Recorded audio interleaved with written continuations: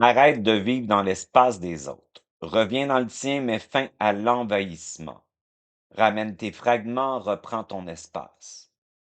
YouTube, Denis Jutra, denisjutra.ca. La plupart des êtres humains vivent à l'extérieur d'eux-mêmes sans même s'en rendre compte. Ils pensent être présents, ils pensent être conscients, mais leur attention est en permanence projetée hors de leur espace réel. Elle est tapée par les autres, par les réactions, par les émotions, par les pensées, par les scénarios, par les attentes. Et dès que l'attention sort, l'énergie suit. Ce n'est pas une idée, c'est un mécanisme direct. Là où va ton attention, ton système nerveux s'organise. Être à l'extérieur, c'est quitter son espace par le personnage qui pense. C'est sortir de son axe pour entrer dans celui des autres ou dans des projections mentales qui ne sont pas enracinées dans le corps. Mais ce mouvement vers l'extérieur n'est pas neutre. Il est alimenté par une fuite interne que peu de gens reconnaissent. Cette fuite est portée par deux moteurs principaux, l'émotivité et le mental inférieur. L'émotivité attire, elle accroche, elle réagit. Le mental inférieur amplifie, il analyse, il commente, il tourne en boucle. Ensemble, ils créent un système fermé où l'attention est constamment projetée vers l'extérieur puis recyclée à l'intérieur sous forme de pensées répétitives. En fait, c'est ce que nous appelons la matrice artificielle. À chaque fragment qui s'extériorise de toi-même, un événement, un système, un interférent en fréquence vibratoire, une résonance en fait, la fusionne.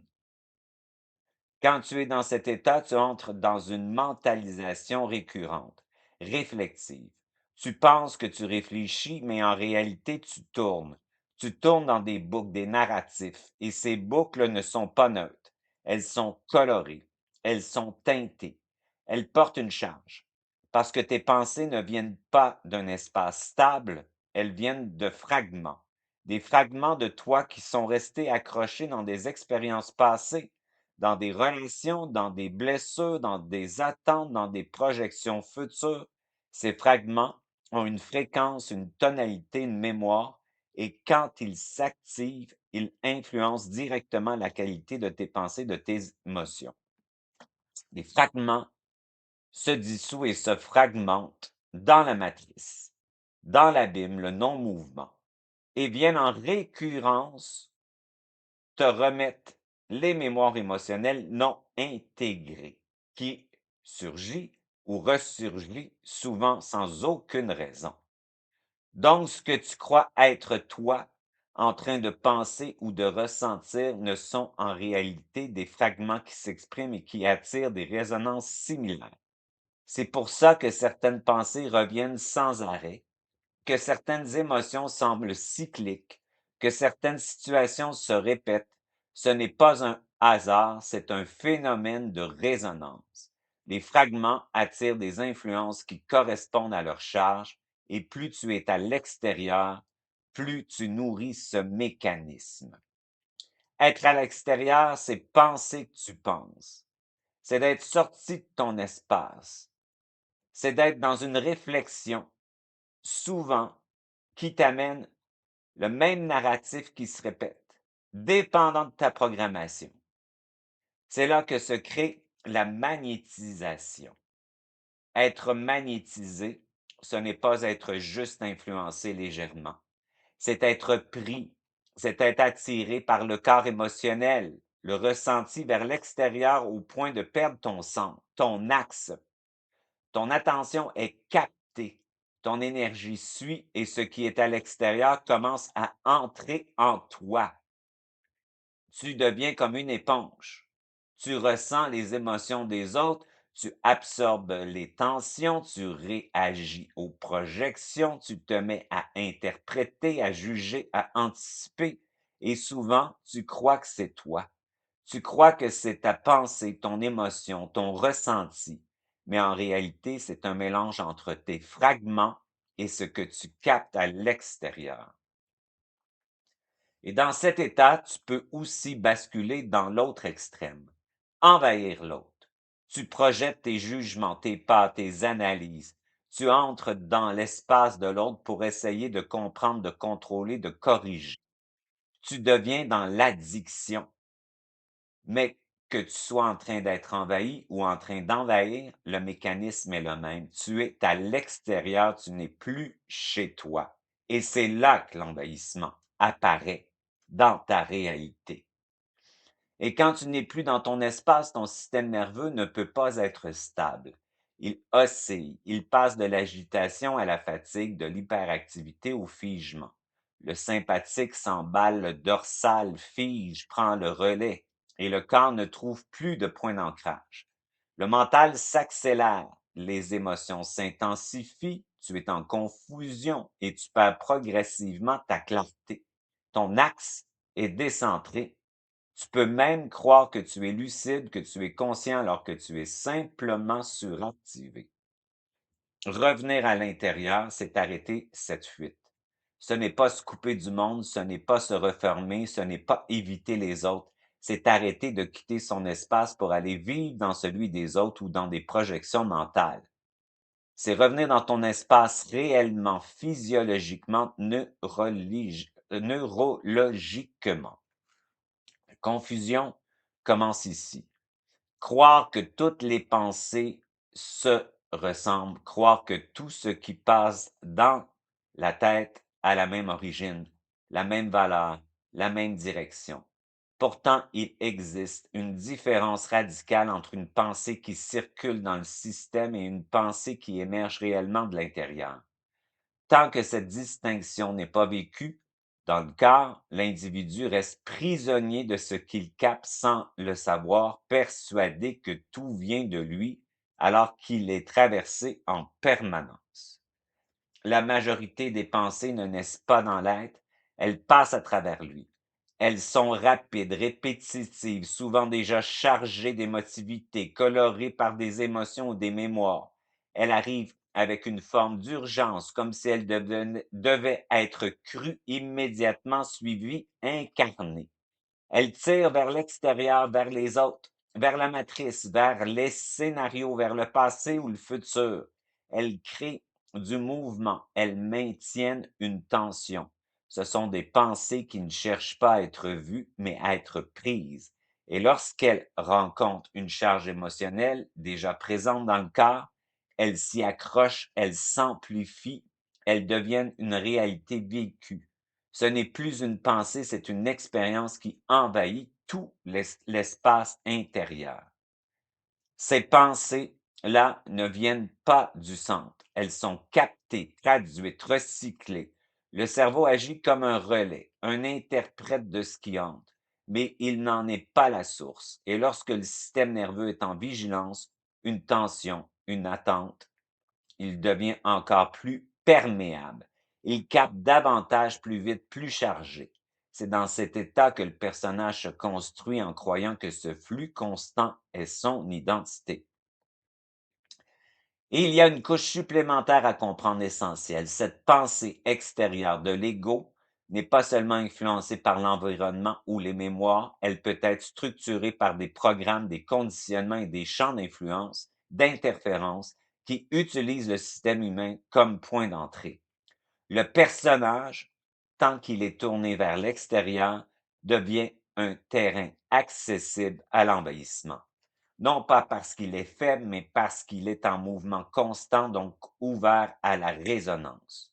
L'envahissement est souvent non perçu. Quand on parle d'interférence ou d'entité, il ne s'agit pas forcément de formes visibles. Il s'agit de structures d'information, de dynamiques, de champs qui n'ont pas de centre stable en eux-mêmes. Elles fonctionnent par résonance. Elles ne tiennent que si elles trouvent un support et ce support, c'est le système humain quand il est chargé, projeté, identifié. Ces structures ont besoin de trois éléments pour exister à travers toi. Un mental actif qui tourne en boucle, une charge émotionnelle disponible pour amplifier et une identification qui valide l'ensemble. Une pensée arrive, elle active une charge, la charge renforce la pensée et le personnage dit c'est moi. À partir de là, l'influence devient expérience. Ce n'est pas une prise de contrôle brutale, c'est une coopération inconsciente par résonance. Tant qu'il y a résonance, il y a passage, il y a connexion. Pourquoi ces dynamiques ont-elles besoin de l'humain? Parce que sans support biologique, sans système nerveux, sans corps, elles ne peuvent pas se densifier ni se vivre. Elles ne peuvent pas agir directement dans la matière. Elles ont besoin d'un véhicule qui ressent, qui pense, qui agit. Elles utilisent donc le mouvement extérieur du personnage pour exister, pour se maintenir, pour se rejouer, pour penser à travers nous, pour ressentir à travers nous. Plus tu es projeté vers l'extérieur, vers ce que les autres pensent, vers ce que tu devrais être, vers ce qui pourrait arriver, plus tu t'éloignes de ton centre et plus tu deviens compatible avec ces dynamiques. Mais il existe une autre forme de pensée, un savoir, une pensée qui ne traverse pas, mais qui émerge de tes propres atomes. Elle ne vient pas d'ailleurs, elle monte de l'intérieur. Elle n'est pas pressée, elle est précise. Elle ne crée pas de tension, elle clarifie, elle simplifie, elle t'explique, elle te pose, elle te remet dans ton axe. Elle n'a pas besoin d'être répétée pour être entendue, elle est immédiatement comprise. Elle n'est pas liée à une charge émotionnelle instable. Elle peut être accompagnée d'une sensation dans le corps, un apaisement, une tranquillité, une paix, mais une sensation stable, ancrée, sans agitation, certainement. Cette pensée-là ne vient pas du personnage, ni des mémoires, ni du champ extérieur. C'est ta conscience qui utilise le personnage. Elle apparaît lorsque l'attention revient dans le corps, lorsque la présence est là, sans projection. La nuance devient alors évidente dans le corps. Une pensée extérieure contracte, accélère, agite. Une pensée intérieure stabilise, aligne, ralentit, ancre. Le corps devient le filtre réel. Il ne ment pas, il indique immédiatement si ce qui passe est en train de sortir de toi ou de te ramener à toi. En plus, tu apprends à sentir ça, plus tu apprends à sentir ça, plus tu cesses d'analyser et plus tu reconnais directement. À un moment, une fatigue apparaît, une vraie fatigue. Pas seulement physique, mais une fatigue d'exister dans ce flux constant de pensées, d'émotions, de projections, une fatigue de se raconter, de se justifier, de se comparer, de se maintenir dans un mouvement qui ne s'arrête jamais. Et cette fatigue est une bascule. Ce n'est pas un problème à corriger, c'est le système qui commence à refuser de continuer à alimenter ce qui ne vient pas du centre.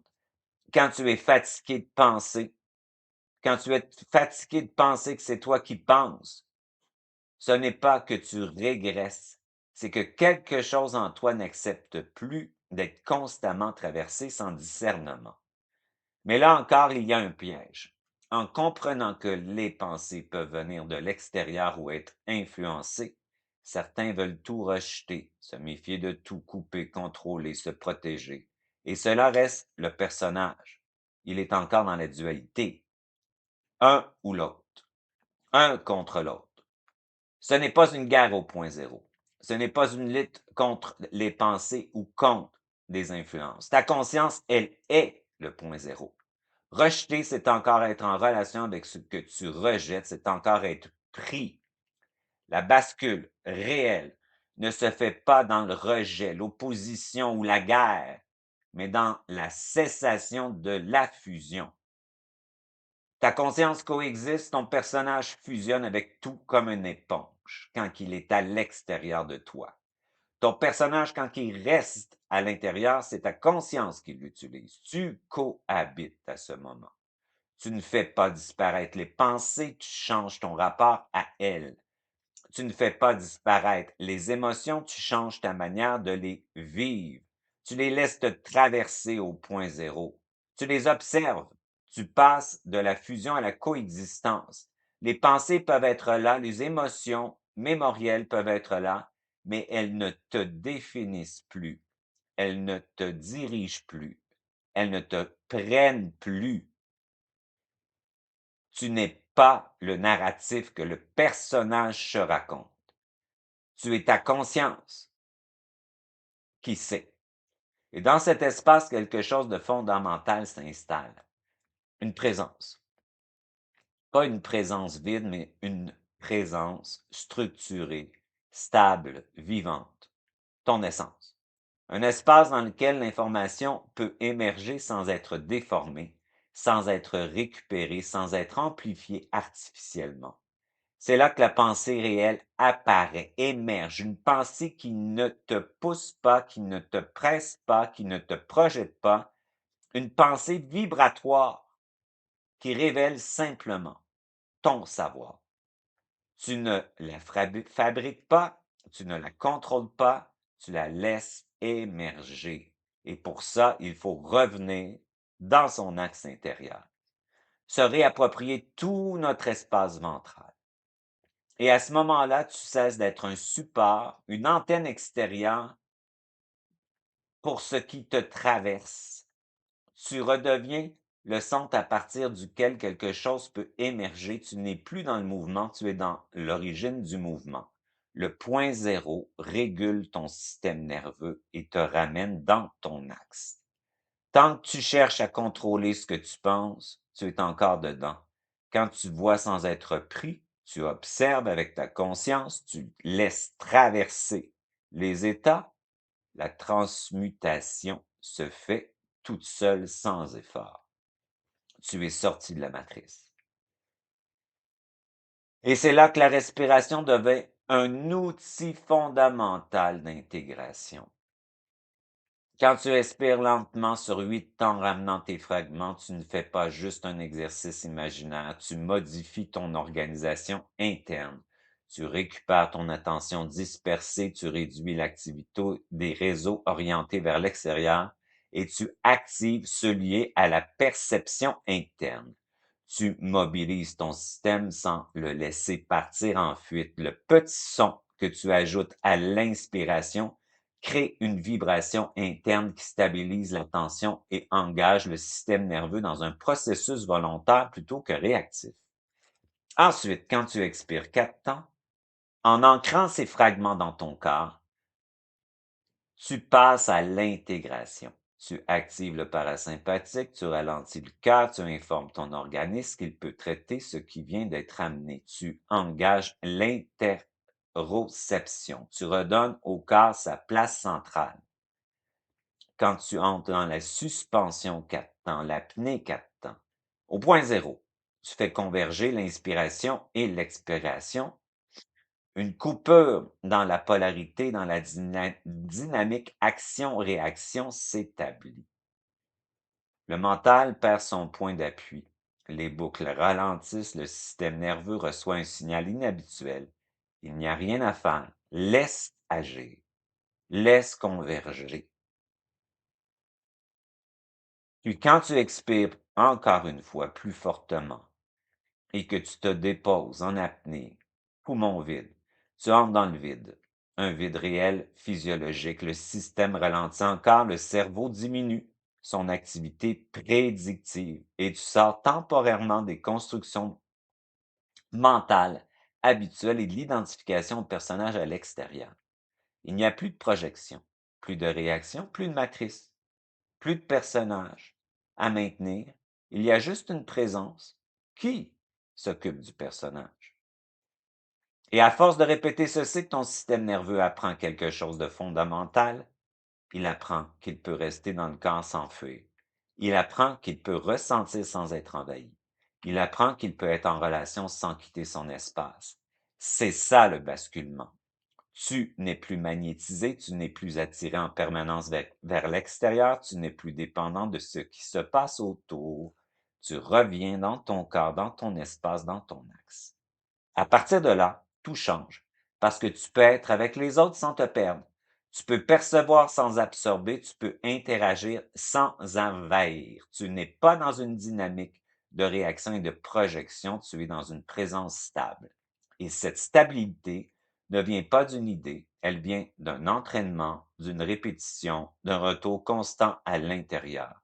Parce que la réalité est simple, tu n'as jamais manqué de centre, tu étais simplement ailleurs, puisque la matrice artificielle est une expérience où l'âme se sépare de l'esprit pour vivre l'expérience de la séparation.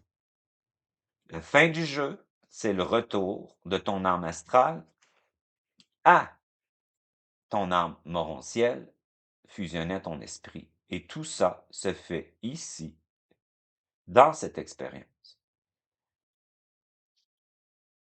denisjutra.ca, chaîne YouTube Denis Jutras. Nous explorerons dans mon atelier en avril les différentes facettes de l'addiction du personnage qui est à l'extérieur de lui-même et qui vit des récurrences répétitives sous influence depuis toujours. Il pense qu'il crée alors qu'il crée par défaut. Nous amènerons par toutes sortes d'expériences, d'enseignements et de voyages internes, de reprogrammation, le personnage dans son axe à l'intérieur. Il coupera ainsi son addiction à la matrice, à la création de la matrice, à sa participation à la matrice. Il deviendra à l'intérieur de lui, le personnage, sous l'influence de sa conscience, qui nous permettra de créer notre propre ligne de temps, ce qu'on appelle un réel libre arbitre.